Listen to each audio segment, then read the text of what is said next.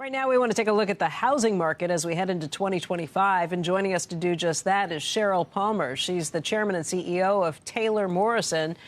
Thank you for coming in, Sheryl. Good morning. Absolutely. Let's jump off with what the Fed told us yesterday as a starting point for how we're going to look at housing in 2025. Obviously, rates are incredibly important, mortgage rates, for what happens with home buyers, what happens with sales.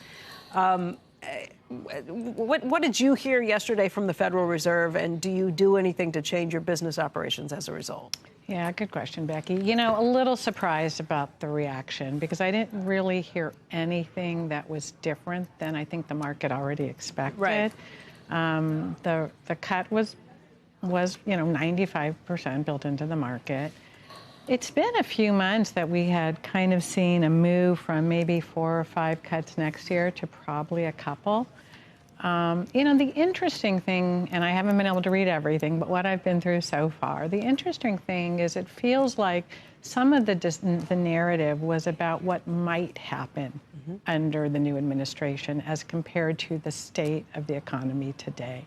When I look at the movement in targets, or expectations, not significantly different from where they were a few months ago. No, but what Roger Ferguson, who's former federal vice chair of the Fed, told us earlier is that, yeah, those 2 cuts that they're talking about in the dot plots, he wouldn't bet money on them. May or may not happen. So that may or may not happen. It's just uncertainty.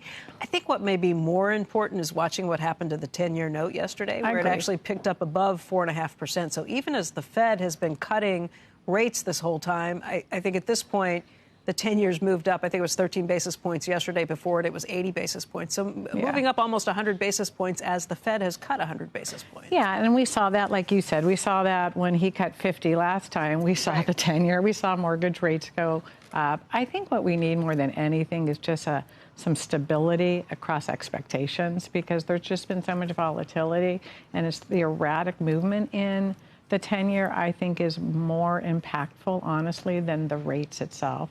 Certainly, the higher rates are impacting the resale market. I think we've known that for quite some time, right? They don't have the ability to help the customer kind of get into their new home with some of the tools that we have in our toolbox. You've got tools, but it costs you on the margins. It does. I mean, our margin has been very steady for the last 8 quarters. It's been very consistent. Honestly, this will be quite a year for us. So yes, it's how you use those tools. One of the advantages we have, Becky, is the diversity in our portfolio.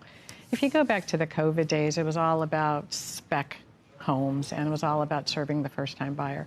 That buyer is more compromised today, and it takes more to get them to their front door. Like what? You have to give them higher quality cabinets or? No, the cost of getting to a monthly payment that works for them.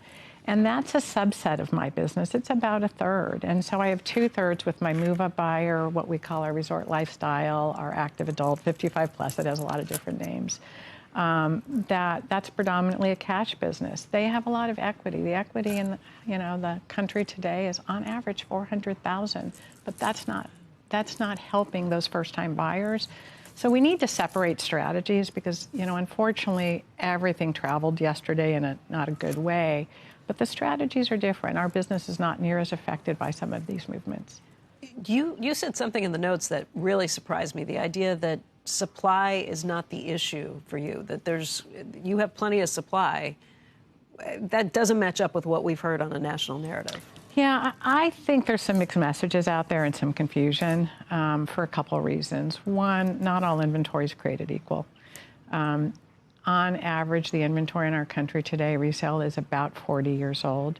There's a lot of cost that goes into a buyer buying that home. So if you couple that along with the location of that inventory, it's why we've really seen a preference to new, as well as the builders are able to help customers buy down rates. But when you look in total, I think you have to look at a couple things. One, if you take all new inventory, and much of that new inventory that's in the numbers hasn't even started yet. But if you look at all new inventory, you look at resale inventory, in total, we're about 800,000 units below our long-term average. And I think you have to not just look at the numbers of inventory, but you have to look at months of supply. That's actually starting to come down. And then lastly, we do a lot of research on understanding the type of inventory that's out there. And as we looked across the country, I mean, probably 30% of our communities across the country, and we started saying, okay, what's the age of the inventory? What's the price point? What's the square footage within a 3-4 mile, kind of radius? It went from less than 20% actually being what I would consider competitive industry. A lot of inventory got built during the heyday of COVID further out. People didn't feel like they had to come to work. Because it was working from home. Right. Well, that's changing. So the inventory's in the wrong place. It's not affordable. Wrong size. And it's for the first-time buyer, and those are the ones that are struggling. And they still have to come drive to work. Right. Okay, so a lot of changes that have happened pretty instantaneously. How do you fix that? You just have to start peeling back. So for us, I think the industry's working hard to address affordability because, all these conversations, no matter, it's not just mortgage rates, it's insurance, it's all the cost of living today is affecting that first-time buyer without equity to bring. On average, our loan-to-values are significantly lower than the average. So once again, not have affected.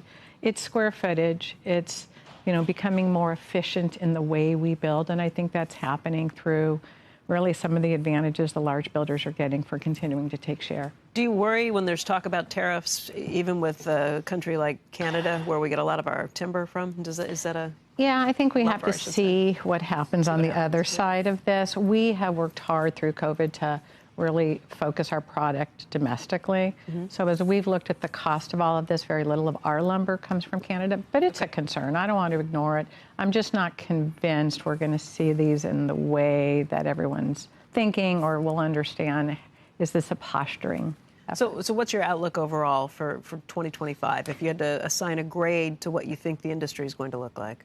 Slightly up. Okay. Slightly up.